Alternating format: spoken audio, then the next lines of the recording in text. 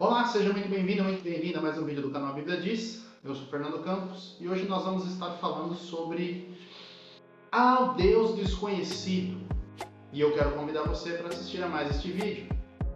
Mas antes, eu gostaria de pedir encarecidamente a você que ainda talvez não seja inscrito no canal para que esteja se inscrevendo, né?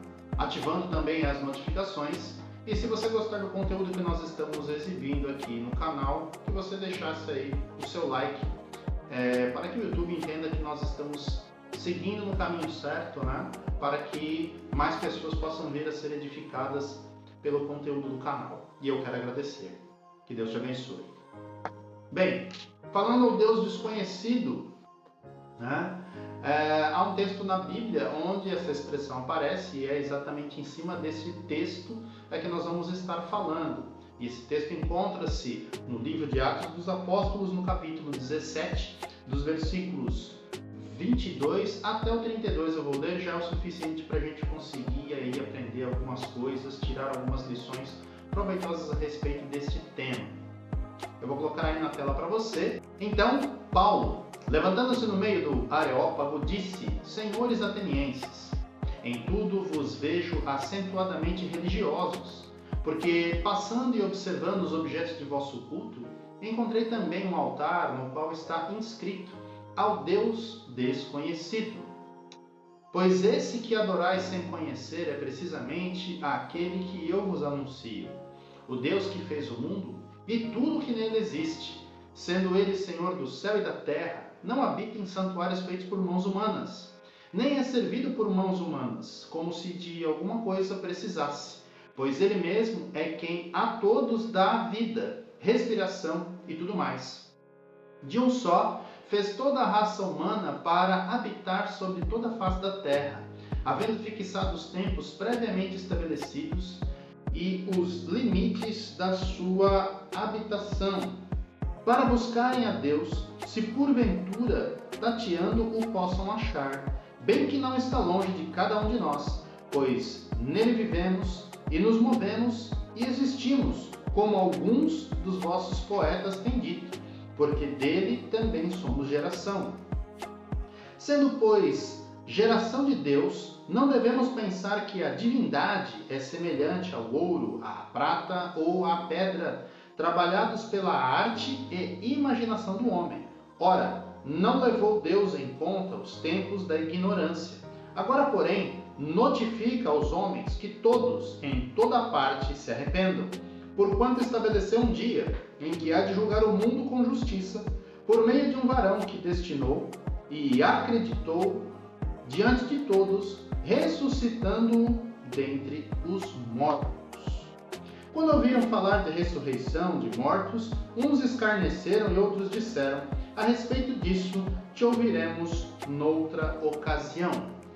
Bem, lemos essa passagem. O apóstolo Paulo estava em Atenas, né? Havia chegado em Atenas, e ele faz um discurso no Areópago, que era um local onde as notícias da cidade, principalmente os filósofos, né? As pessoas se reuniam, né? Para estarem expondo seus pontos de vista, suas ideologias, né? Seus pensamentos, e eram apreciados pelas pessoas que lá estavam. O apóstolo Paulo, depois de estar na cidade alguns dias e estar observando lá, isso você pode ver no comecinho do capítulo, ele estava observando que, como ele mesmo menciona, que o pessoal era lá da cidade, eram bastante, acentuadamente, inclusive ele fala, religiosos, e o apóstolo também estava incomodado vendo a questão da idolatria, que na verdade nada mais é do que a adoração de imagens ou simplesmente colocar qualquer outra coisa em lugar de Deus.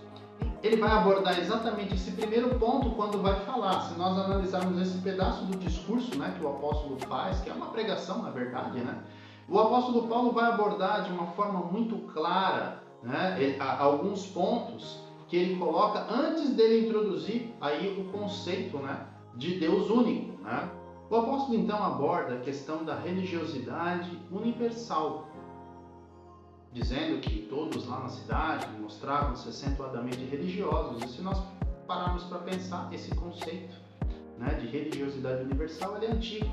Inclusive ele está na Bíblia relatado. Nós poderíamos citar outros documentos, né, que falam de nações, da história dos povos, etc., e falam das suas respectivas divindades, mas especificamente falando da própria Bíblia, nós podemos ver que esse conceito era não apenas a nível de Deus de uma nação, mas ele era Deus de uma família, né? Deuses familiares, vamos colocar assim, né?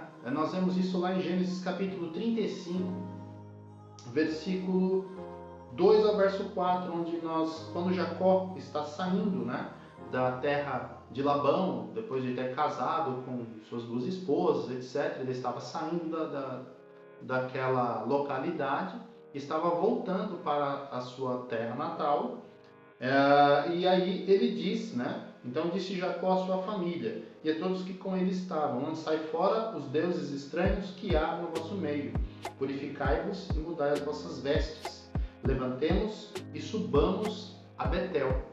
Farei ali um altar ao Deus que me respondeu no dia da minha angústia e me acompanhou no caminho por onde andei. Então deram a Jacó todos os deuses estrangeiros que tinham em mãos e as argolas que lhes pendiam das orelhas. E Jacó os escondeu debaixo do carvalho que está junto a Siquém. Ou seja, há um momento ali que é retratado aqui no livro de Gênesis, onde há uma ruptura, né? Onde todos aqueles que acompanhavam a Jacó abandonam então os deuses que eram cultuados, que eram adorados lá na terra onde eles estavam, né? E a partir do momento que eles estavam andando sobre o patriarcado, né, de Jacó, aquela altura, então eles estavam adotando, né, para si o mesmo Deus que se revelou a Jacó, que também havia se revelado a Isaac e que também havia se revelado a Abraão. Então nós podemos ver esse conceito de divindade que já existia. Veja que lá eles adoravam, faziam ídolos, né? Então isso já é antigo. Outro ponto, né, que ele aborda, né, que ele vai falar ali mesmo, né, nesse texto que nós lemos, onde ele vai falar da questão da multiplicidade das divindades, desses deuses familiares, né? Eles mudam para deuses de nações, como por exemplo os deuses da nação egípcia, os deuses da nação, da própria região, né, vamos dizer, de Canaã, de todos aqueles povos que lá habitavam, e também vamos colocar aí os deuses gregos, né, que formavam aí um panteão, né? Todo mundo já deve ter ouvido falar de Zeus, né, a própria Atena, Diana, né, entre outros deuses aí que formavam o que a gente chama de panteão, né, um conjunto de deuses, por exemplo. Então, nós vemos que esse conceito já havia se difundido, né, na época do apóstolo Paulo, já estava bem sedimentada essa questão das divindades gregas, né? E finalmente, como lemos aqui no texto, o apóstolo vai introduzir o conceito, né, do Deus único, dizendo que, olha, só tem um Deus que é criador dos céus e da terra e de tudo que nele existe, que ele é criador, que ele é provedor, que ele é sustentador da vida e caminha, né, ao longo dessa pregação para informar que esse Deus que é criador, sustentador, provedor da vida, etc. e tal, ele também vai conclamar àquele povo dizendo o seguinte: esse Deus também é juiz, portanto ele vai julgar a todas as pessoas, né? Vai julgar a todas as pessoas, e a prova de que ele vai julgar a todas as pessoas é que ele enviou, né, a Jesus Cristo. Naquele momento, obviamente, ele não falou de que Jesus era filho e tal, né, mas ele informa que Jesus, então, havia sido enviado, e essa é a forma pela qual ele estava aplicando o julgamento, dando uma oportunidade para que eles se arrependessem, crescem em Jesus, e a prova de que ele vai falar que Jesus é alguém diferente é o fato da própria ressurreição. Em outras palavras, o apóstolo estava dizendo que tudo aquilo que eles estavam fazendo naquela época, adorando divindades ou falsos deuses, adorando imagens de escultura, era uma ofensa a este Deus criador, sustentador, provedor da vida, e também era algo que, além de ser ofensa, né, a esse Deus estava errado, porque eles estavam adorando outra coisa, não estavam adorando ao único Deus, estavam adorando outra coisa, outra divindade, ou falsa divindade, podemos colocar assim, ou algo da ideia, né, e da criatividade humana, como ele mesmo menciona no texto, ou até mesmo podemos dizer doutrinas de seres, né, que se aproveitam, né, dessa necessidade de religião, desse vazio, desse vácuo espiritual que existe na vida de cada homem, né? Homem aí estou dizendo ser humano em geral.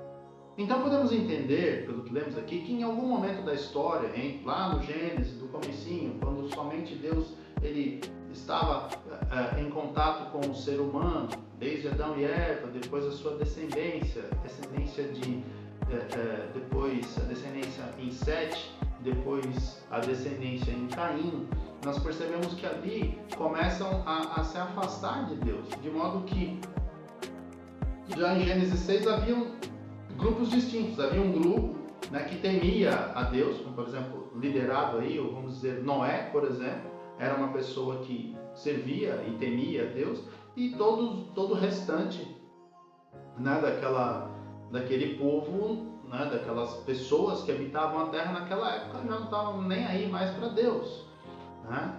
Então, e depois disso, né, que a gente vai ter lá em Abraão, quando Abraão entra na história lá de Gênesis, nós já vemos que naquela altura, né, já haviam diversas divindades, né? Quando os povos foram se estabelecendo, as nações foram se estabelecendo, e aí começaram a surgir esses falsos, né, deuses, né, essas divindades. O homem com essa necessidade de adorar começou a constituir para si mesmo deuses, né?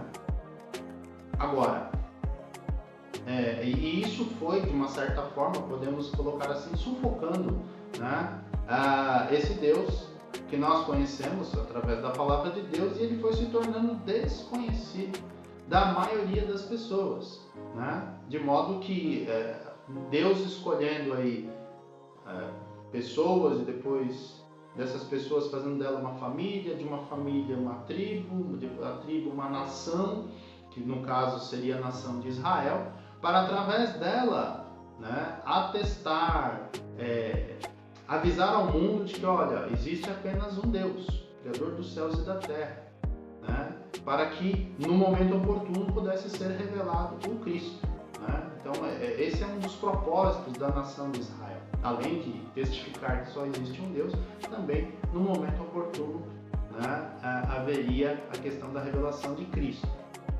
O ponto é, se há um único Deus, não pode haver outros deuses. As duas verdades não podem ser, como é que se diz? Elas são mutuamente excludentes, uma exclui a outra. Ou você tem diversos deuses, ou você tem um Deus só. Se você tem um Deus único, como ele é revelado, e assim nós cremos, né, um Deus que se manifesta na pessoa do Pai, do Filho e do Espírito, né, não pode haver outros deuses, até porque é o que a palavra de Deus declara. Em outras passagens, como por exemplo o livro do profeta Isaías, ele fala, eu sou Deus e não há outro fora de mim, ou seja, não há nenhum outro, não há outro a quem ele pode ser comparado, né? E por isso, esse mesmo Deus, então, o Deus verdadeiro, ele envia seu Filho Jesus Cristo para salvar todo aquele que nele crer. Enfim, que você possa então conhecer mais e mais deste Deus revelado nas Escrituras Sagradas, e que você seja abençoado pela vida de Cristo. E você seja abençoado, possa conhecer e reconhecer Jesus Cristo como Senhor e também como Salvador. E que Deus te abençoe. Até a próxima.